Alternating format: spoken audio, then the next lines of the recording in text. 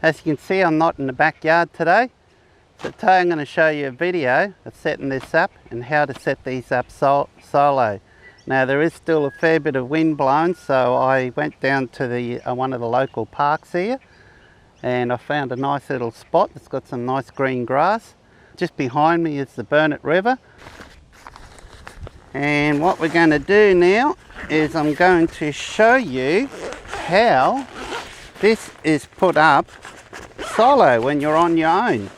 Now most of you will probably not be setting this up solo. A lot of you will probably have additional help. Once you got this down pat, it's very quick to set up. But I'm going to take my time today because I want to show you the steps of what we're going to want to do. So what we're going to do now is we're going to grab this. First thing we need to do is lay this out on the ground. So we need our ridge line end to end, and that is a starting point just there. So we'll just move the camera around to where we're going to set it up, and I'll show you how you set this up solo. So I've got everything that I need is right here. So I've got the pegs. These are the Snow Peak pegs with the Snow Peak hammers. So they're worth checking out.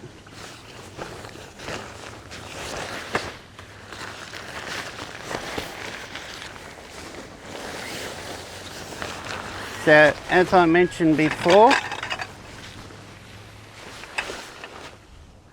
we want to lay this out. So that's the bag that's got the poles and the ropes in there. So you want to find your ridge line, and the ridge line is the one that's got that metal tag on it there. Okay, so you want to find that, and then what we'll do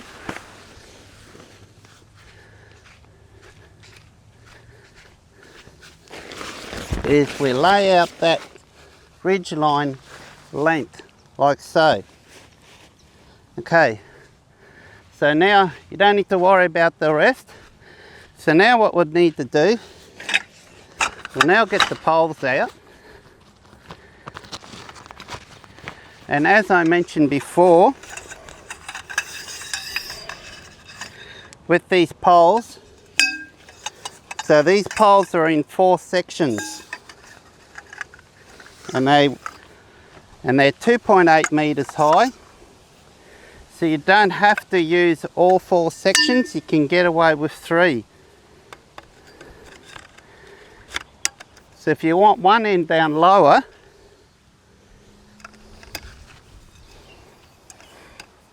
you can set it up so one end is lower than the other, or you can set up both ends to be lower, or you can set up both ends to be your 2.8 meters height.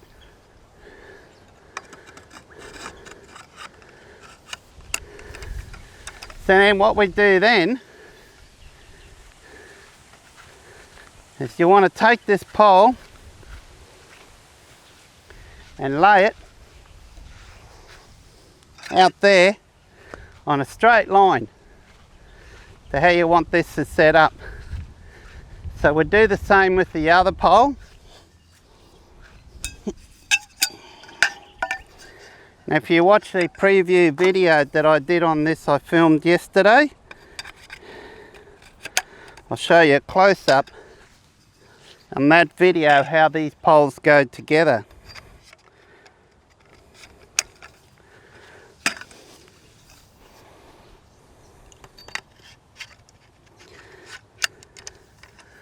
Okay, so now we'll hold that out like so.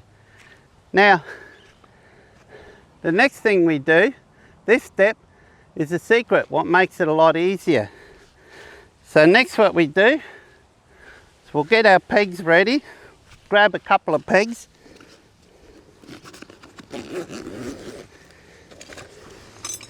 So I'm using the Snow Peak 30 centimetre pegs and the Snow Peak copperhead hammer. So if you see there, hang on, see if I can get this in focus, there we go. So that's the Snow Peak copperhead hammer, and they're the Snow Peak pegs.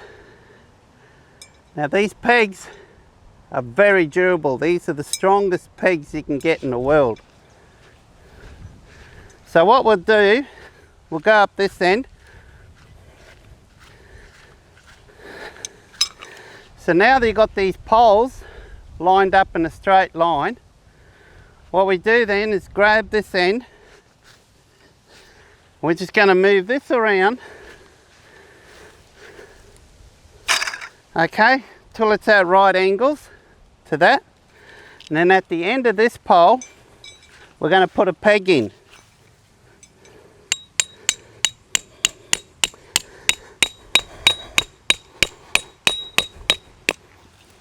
And we'll now do the same on the other side. So we'll get the pole and we'll flick it out this way. Now by doing this, this puts these pegs in the ideal position.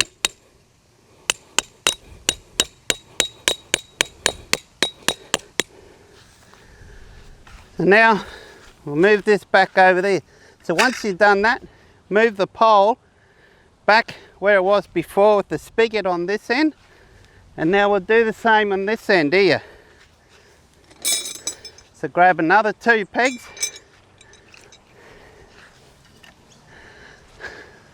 So I might be off camera here just a tad, but if you can't see me, I'm doing the exact same process as what I did on the other side.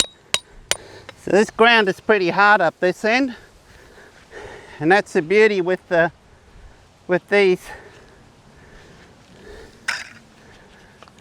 Okay, and that's the beauty with these snow peak pegs. These snow peak pegs, because they've got a straight shaft, they're also a lot easier to knock in, and with the copper head it seems to take less effort to knock these pegs in. So they're very good in tough ground and they don't bend.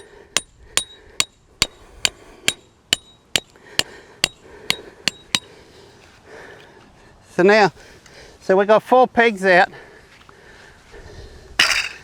and initially that's all we need. We only need the 4 pegs out to get this up. So next thing we do is need to grab your 2 longer, when I say longer, your 2 double ropes. So in the kit you'll get 2 ropes. It's actually 6, 7, 8. So they come with 8 ropes. The other 6 is for the sides, but we'll show you them soon. And they're single ropes, a little bit shorter. So we grab 2 double ones. So when I say double ones, what I mean by double ones is that, okay, if you see there, is that you've got your round piece there that hooks over the spigot on the ends, and it comes out to 2 ropes. So what we're going to do now is we will connect these 2 ends onto the pegs. So we'll put one end, keep it at its longest setting, one end over there on that peg, and the other end will hook over here. And then this part, let's set it over here to get ready. So we'll do the same on the other side.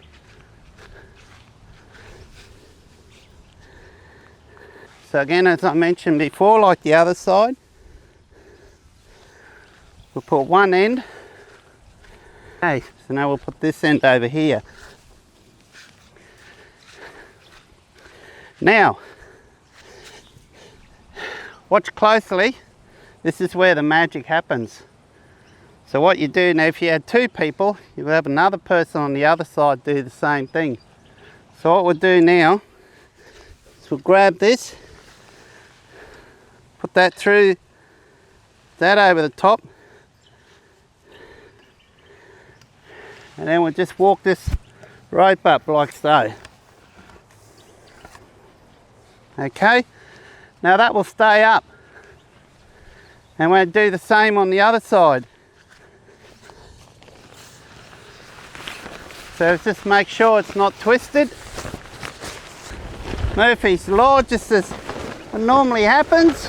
Here comes the wind, but this will give you a good indication that you can actually set these up when the wind is blowing solo on your own.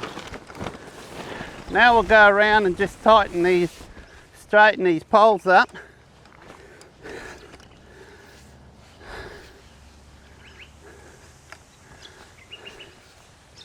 So that's it. So next what we want to do is come around and just tighten these up.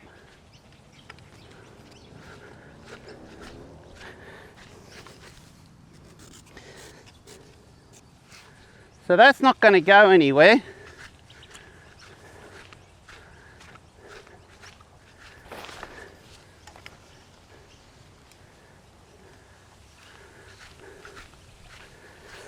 So don't over tighten them. You don't need it too tight. Not at this stage. I mean, if it's really windy, yes, you put it more tight.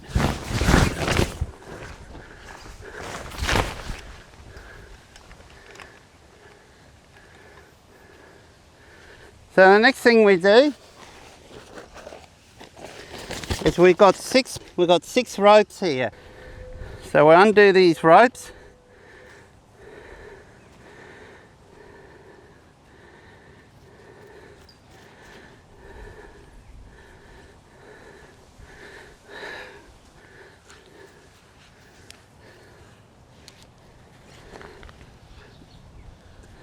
So now we'll just tie it off. Here comes the wind.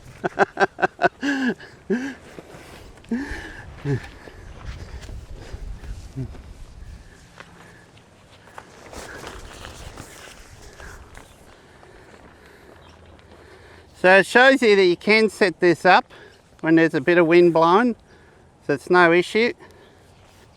Now we'll get 3 pegs.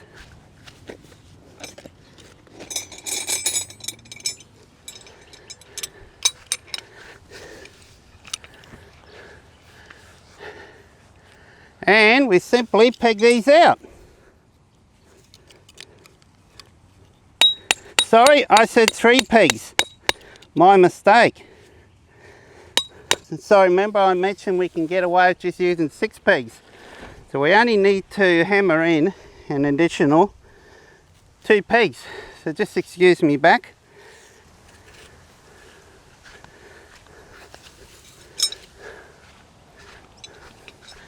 Now the ones that are on the corner, we tie this onto it, and that's how we can get away with just using, need more rope. And that's how we can get away with just using the 6 ropes. So we do the same on this side. Now eventually, as you can see, this process is probably what takes more time than anything else. It's actually attaching these ropes here. So I'm going to get some clips and something and have them permanently tied onto the end of these ropes, so that when I'm up camp, I'll just clip these in place. Unless anyone out there's got a better idea. If you're using something, if you can comment down below, maybe with the photo of what you're using, now that would be great. So one more peg.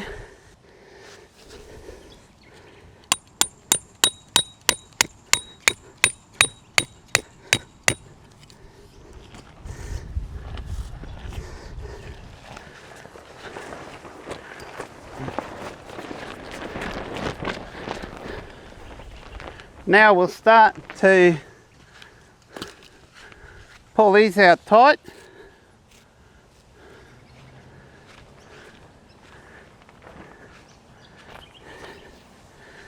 Put these on these corners.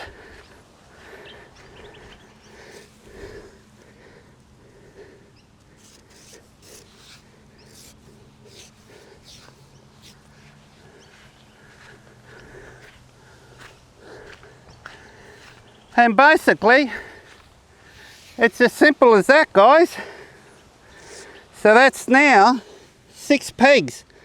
I've only used 6 pegs. Okay.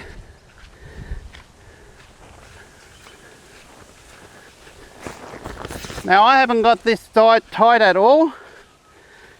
And you can see how sturdy that is already, although there is a bit of a breeze coming through right now.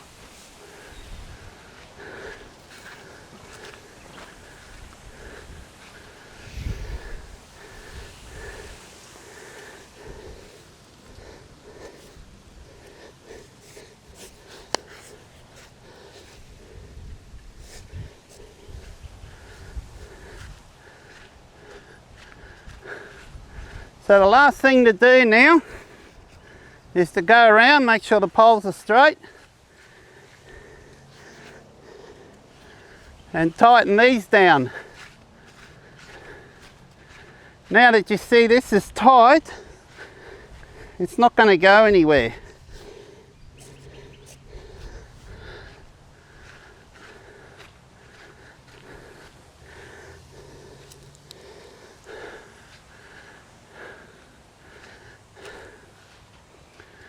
So that's it. That's how you set this up, guys. It's as simple as that. So there's no reason why you can't do it at home. Now you saw there was quite a fair bit of wind there. So yeah, it's excellent. Now also, if you want to use some additional poles, so if you've got any of the Oz-tent poles, any spare poles sitting around, you can peg these up as well. You can also bring down the sides a bit lower, so if there's a lot of wind coming in one direction, you can peg one side down and have the other side with the pegs, with the poles. So I've got a couple of poles in the car, so I'll go grab them and show you. So you only need cheap poles. So these poles are from Uniflame. Again, Luke sent these poles up for me for free, same as the tarp. Now what you can do is prop this underneath there. I'll just ease that off just a tad.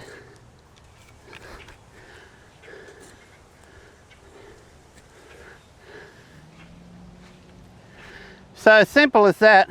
As you can see, that wasn't overly difficult at all. I'm hardly puffing, and that's a lot for me to say because I'm nowhere near as fit as I used to be. And now I can get my vehicle, and if I whack another pole under here to bring this up higher, I can, let's do that. Let's grab another pole. Review this setup demonstration, and that's it. Now you've got a nice, as you can see here, you've got this nice flat area there.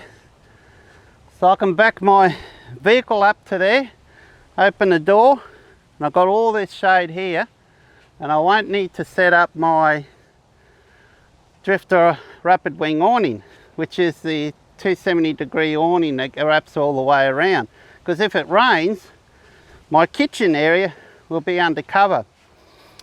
And then I'll only need to worry about setting up my iCamper. And you saw the iCamper, how quick they are to set up and put down, minute, 2 minutes. So I've got free rein of my vehicle. Now I can have this set up at base camp and not worry about someone when I come back to camp. For example, if you have Fraser Island, I won't have to worry about someone having taken my camp when I'm out driving for the day. So I think that's great. So would I buy one? Definitely, yes, I would definitely buy one. Now as I'm filming today, these retail for $349, which is less than half the price of some other similar tarps like this. I wish these were around back in the days when I was younger and I did well, I wouldn't say a lot more camping, well, I did a lot of camping. Back those days, I mean, it was nothing like, it was common practice I remember the tarps, even up until not that long ago, 5-6 years ago, I used to carry like those big galvanized poles that weighed a ton, and you have about 10 or 12 of them, and those tarps that you generally buy, you know, those like rectangular heavy duty tarps you see at BCF and so on, and you'd buy them, and then you've got to have the stretcher pole in the middle so the thing wouldn't sag or pull when it rains. And then you basically got to have about 14 or 15 ropes. Virtually, if you want to set it up so it'll handle a bit of wind and not pull when it rains, yeah, you got to set up about 10, minimum 10, 12 poles. And I was just setting that up. Well, you can see this here, the technology has just come so far. So honestly, you younger generation, I can't tell you how lucky you guys have got it these days. Camping's got a lot more lazier than what it used to be, and it's a good thing, especially for us who's got a bad back and starting to get on a bit of age, and we can't do the things that we used to do when we were younger. So having something like this quick and easy to set up is very important, particularly in my case with my bad back. So this comes in perfect. Now obviously you can't set it up everywhere you go. You're probably going to run into a few issues at some of the caravan parks, so you need a pretty big area. It's a big tarp, okay, it's something like, what is it, 6.5 meters or so by 5.5 meters thereabout. I think it's 6.4 by about 5.4 meters. Let's go grab the tape measure and see what area it takes up. I'm going to measure the amount of area it takes, including where the pegs are, because some campsites you are restricted on your space. So let's see how long this is. Luckily I've got I think we're almost at their limits. Alright, so this is a 10 meter tarp. So we're 10 meters up to there. Can you see me? No, you can't, hang on. We'll go on this side. So we're looking at 10.4 meters is the area that's taken up. Now width-wise, that can vary. So you can actually bring this right down and make it less narrow. But at the moment, I'd say this one here I've probably got pegged out too far. So realistically, we'll only need it to be pegged out to about there. And we'll go across here and see what sort of width and area you need. So you're looking at about 8 meters, 8.5 meters. But like I said, that can vary. So you'd want a site that will cater for that, plus your vehicle as well, and any tents that you've got.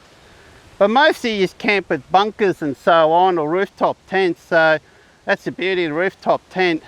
It's using the same area as what the vehicle is.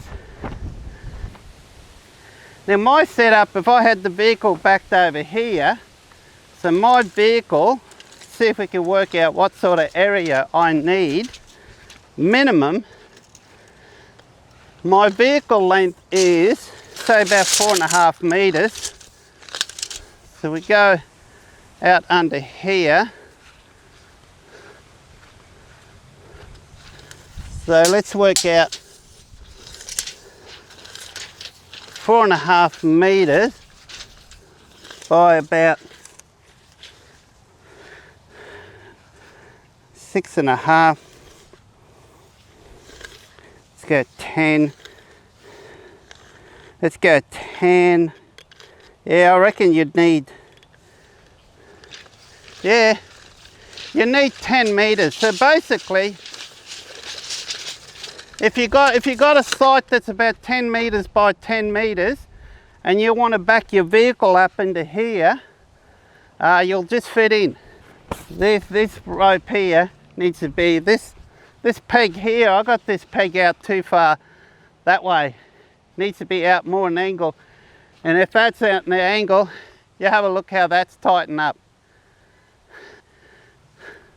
So that's the only reason why that section's a little bit loose. So what I might do is I'll grab an extra peg and just put that out so it's nice and tight. And I'm going to grab my good camera, which I'm filming with right now, and take a few photos, and then we'll pack up. So next review we'll have a go setting this up on the beach. These are so versatile, you can set them up practically anywhere as long as there's enough room. So as long as you've got the pegs suitable for the soft sand, you'll have no problem setting these up on loose sand and on hard ground as well. This ground here is fairly hard here. I don't know if you noticed when I was hammering them in. So it's solid ground, so I'm using 30 centimetre snow peak steel pegs here. I'm going to put this down now. Putting this down is virtually you just undo the ropes, unhook them, drop the thing down, roll it up, put it away, bang. It's very quick, so I don't think I need to show you that. Till next time, take care, go out and enjoy yourself, go camping, keep the bush clean. Remember the Respect the Bush campaign and the beach campaign. So take your rubbish back home with you. A shade is nice. So before this video gets too long, and before I run out of battery and I can't take any photos, catch you next time. Cheers.